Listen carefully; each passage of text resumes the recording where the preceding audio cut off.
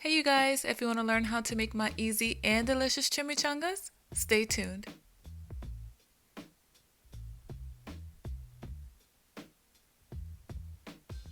Alright, so the first thing we're going to do is saute a little bit of onions. I just have a little bit of oil in my pan and I'm going to saute my onions until they're nice and soft and have a little bit of color.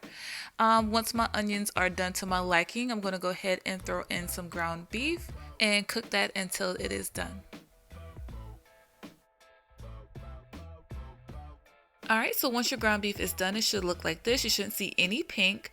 And my ground beef was pretty lean, so I didn't have a whole lot to drain. You definitely don't want to drain all of it because it just helps with keeping your ground beef mixture moist. So you're going to go ahead and add in your favorite taco seasoning. And I like to kind of fry that seasoning into my meat, just like so. And then I'm going to go ahead and add in a little bit of water. Again, just to help that mixture stay nice and moist.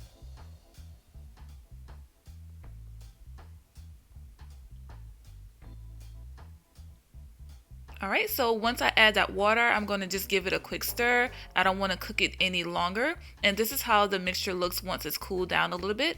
And I'm just going to add in maybe 3/4 of a cup to a cup. You guys, you know I don't really measure like that, but just add in a little bit of cheese and give that a good mix. Now your cheese is not going to really melt because the mixture is cool. So you just want to give it a good mix and making sure that everything is nicely incorporated, just like so.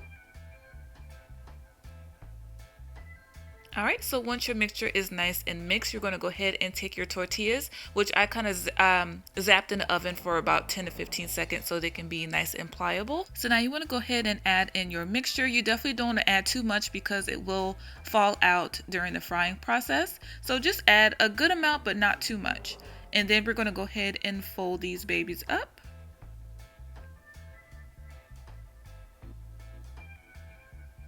Just like so.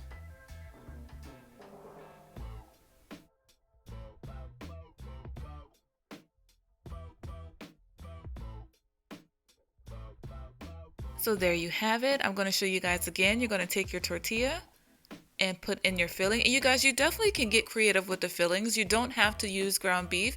You can use steak. Ooh, that would be really good. You can use shredded chicken. You can use shrimp.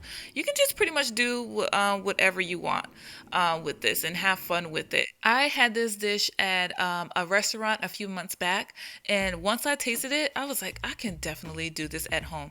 And usually, you guys, I know this sounds a little bit, I don't know.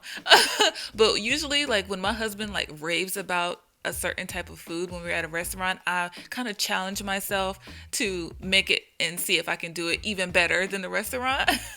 So that's why I challenged myself to do these chimichangas. So here is my last one. I'm going to go ahead and start frying these up. And they only take a couple minutes on each side.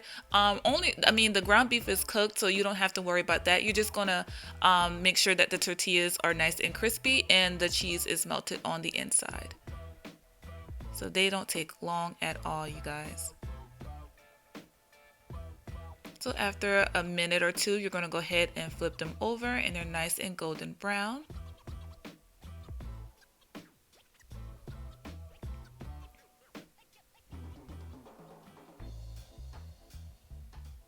And if you're not wanting to fry foods, you can definitely bake these in the oven as well. You don't have to fry them. Okay? So once they're done, they look just like oh my gosh, don't these look so good? They look so good. So we're going to go ahead and take them out of the oil so they can drain on a paper towel.